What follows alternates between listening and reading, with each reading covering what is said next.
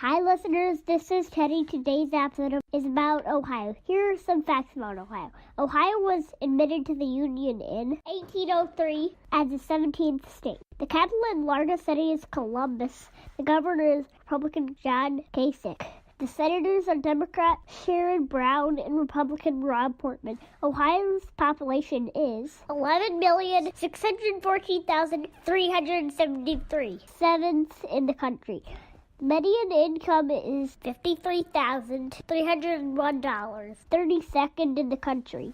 Ohio is the largest producer in the country of plastics, rubber, and fabricated metals, and has the largest bioscience sector in the Midwest.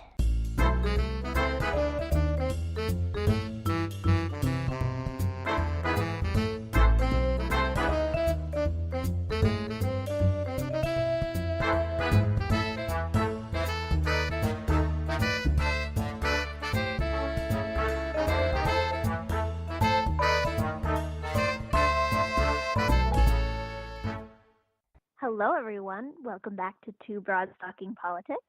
As always, I'm your host, Sophie, and I'm here with your co-host, Kelly. Hi, Kelly. Hi, everybody. And today is an episode that Kelly and I have been very excited about. It is our episode on Ohio politics, and it's part of our state-by-state politics episode series. And with us today to talk all about Ohio politics are Mark.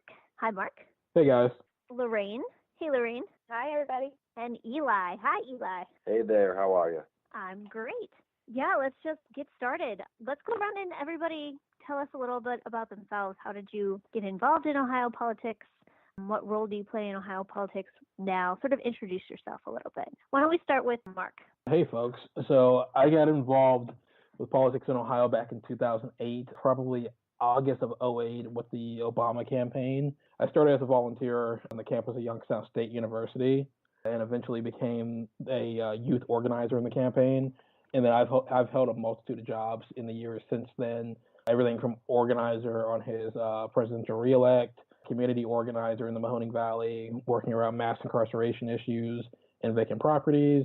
And then I worked for SEIU Local 1199 briefly on their Fight for 15 campaign and moved on to the Ohio Democratic Party for almost 2 years before settling at For Ohio's Future, where I'm currently working as their regional director for the Mahoning Valley in the Akron area. Can you tell us a little bit about For Ohio's Future? Yeah, so For Ohio's Future is a pretty new organization. We've been around since 2016. We're a nationwide organization. So there's For Ohio's Future, and our parent is For Our Future. We're in multiple states throughout the country. We spent a lot of last year focusing on building regional tables throughout our respective states and throughout our respective regions, basically working with progressive groups and established groups to bring people together to help elect Democrats up and down the ballot going into 2018, going into 2020. Right now, we're in the early stages of our paid canvas work that we're going to start later this month throughout the state of Ohio. I feel like every program is going to be a little different state to state, but I know in Ohio we're going to be a massive paid canvas operation. We're probably the largest paid canvas operation in the state in 2016, and we're looking to pretty much do that again, but maybe a little larger in 18. That's great. That sounds awesome. How about Lorraine? Lorraine, why don't you tell us a little bit about yourself? Okay, I have been sort of politically involved on and off my entire adult life, but I've never done it professionally. I've volunteered for a lot of different organizations. I was actually on my Democratic Central Committee in my hometown in Maryland when I was 24 years old. And I was the youngest person to serve on the Central Committee in the state of Maryland, so I'm pretty proud of that.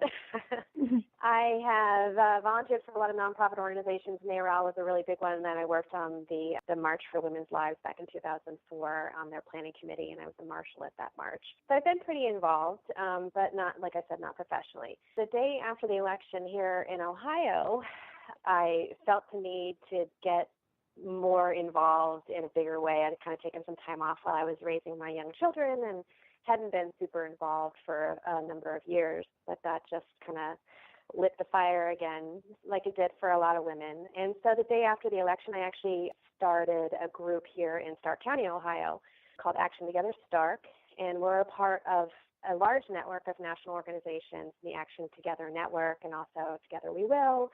And I was in various planning positions and stages with all of those organizations as well.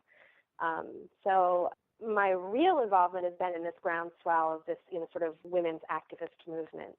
And since we started, we've just grown and been incredibly active and, have done so many amazing things. I'm really proud of our group. And this is Kelly. I grew up in Stark County, and my mother, who lives in Stark County, is convinced that there are no Democrats in Stark County. So I hope you're listening, Mom.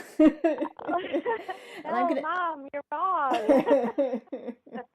We actually, I can say, we organize predominantly, on Facebook, like most of these groups, and our Stark County Facebook group for Action Together Stark alone has about 1,000 members. Of that, I would say people are intermittently active. About 300 of them are intermittently active and, in different levels.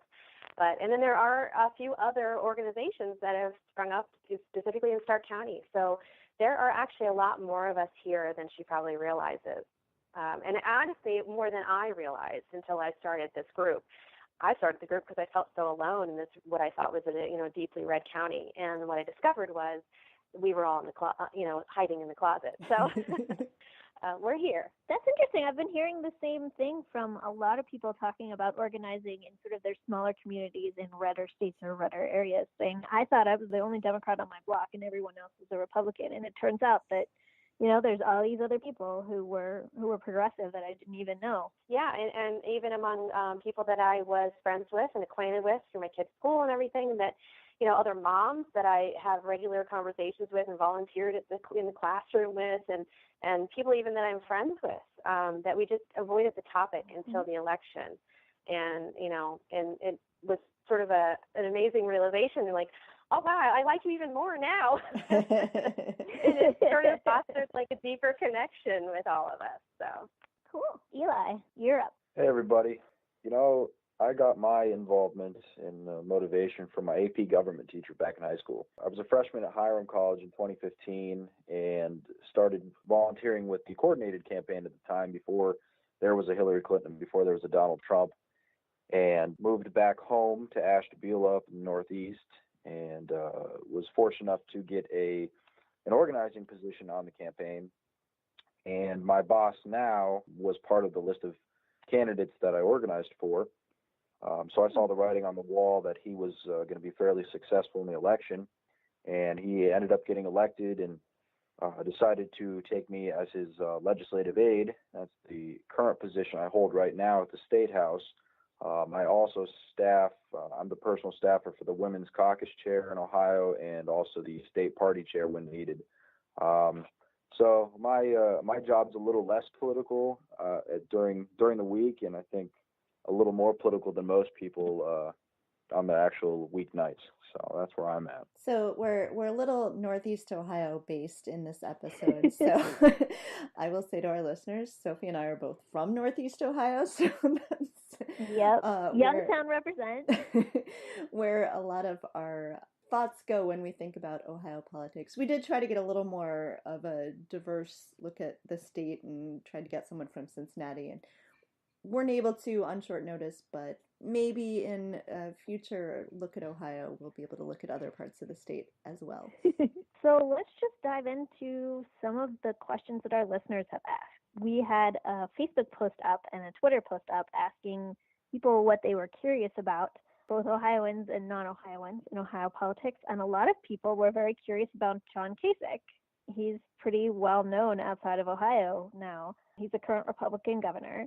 People wanted to know sort of how did he get elected in Ohio, and what is the standing in Ohio right now? Is he popular right now? Because I know I live in Wisconsin, and our Republican governor's approval ratings really went down the tubes after he ran in 2016. So I think people were curious to know how Kasich is seen in Ohio after that bid.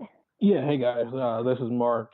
So just a little bit about this on my end. I feel like when he won in 2010, it wasn't by a lot.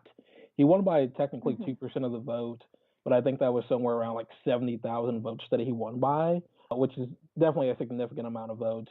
But at the end of the day, Ted Strickland came very close to winning re-election. But it was 2010. It was a wave year for Republicans. It was the year of the Tea Party, and so I mean, when he won a re-election, then it wasn't very it wasn't a massive margin as compared to all of the other statewides that year. That being said, I mean, when he ran for re-election in 2014, I'm sure that a lot of people listening to this, if you pay attention to Ohio politics, 14 was a bad year all around for Democrats, but especially here in Ohio. We had a horrible year, and we had a pretty rough gubernatorial candidate who was running on the Democratic ticket. But I mean, when he ran for governor in 2010, he ran on this anti-Obama platform and this anti-Obamacare platform. But then he turned around, and when he ran for re-election, and before he ran for re-election in December of 2000, I believe it was December of 2013, or I'm sorry, December of 2012, he announced that he was going to expand Medicaid in the state of Ohio, which was the money that was just sitting on the table for him to say, hey, let's go ahead and do this. So, I mean, he kind of used Obamacare to his advantage when it became easy and popular for him to do it. He's still a pretty popular governor in the state of Ohio, much to my chagrin. I don't think he's a very good governor. And I mean, honestly, when he went, I mean, both of my parents are auto workers. My dad's retired now. My mom's still an auto worker. And when he went and stripped the unions of their collective bargaining rights, that was just that was just a shot to the people of Ohio. I think, and I believe that with Senate Bill 5, that was the bill that repealed the collective bargaining rights of unions in issue 2. I feel like issue 2, I think every county except for 2 of them voted in favor of repealing Senate Bill 5. So I mean, it just showed like a strong rebuke of John Kasich. And I feel like as Democrats, we didn't really do a great job in 2014 of catalyzing that moment and moving forward to make sure that he didn't get reelected, which obviously helped put him in the national spotlight that he has now. I just wanted to piggyback on Mark's coming in, how he's viewed. Ohio views him, and I think much of the country views him, as a moderate, which he's doing a great job painting that picture, but he's not at all. He's really been robbing from the public education sector. So I think it's hurting a lot of kids, and it's going to keep continuing to hurt a lot of kids. So the one message I think we have to stress, if he's going to continue and potentially run for president again, is that he's not a moderate. And he might be trying to be different from Donald Trump, but he's nowhere near a friend of the Democratic Party. That's always something that blows my mind when I talk to people outside of Ohio and they think that John Kasich is like super moderate. I'm like, no. No, and he's very, very, very anti-choice as well. Yes, he is. This is Lorraine. I can tell you that the overwhelming opinion in my group is that he's not a moderate and obviously not a friend of choice. And while I think a lot of people kind of respect the stand that he's taken against Trump in a few instances, a lot of people give him kudos for that. That's basically all they're giving him kudos for. Within the progressives in my group, we like to see that. But other than that, he's definitely not a moderate. And I don't even know where that opinion comes from. It seems really strange to us. Is there a sense in Ohio that Kasich is doing anything or doing enough about the opioid crisis? Hey, this is Mark. I don't believe so. I mean, I feel like if you see any politician out there talking about opioids a lot in the state, it's probably Mike DeWine, our attorney general. But like, it's a lot of going out and talking and like not actually doing anything. And to be fair, I feel like there's very few states in the country that are really looking at real ways to like fight the heroin epidemic. I feel like Canada is doing a great job of weaning people off of heroin, but I don't think that we're doing it at all here. And I mean, it's a massive epidemic. I've lost friends to it here, lost family members, and it's just nothing.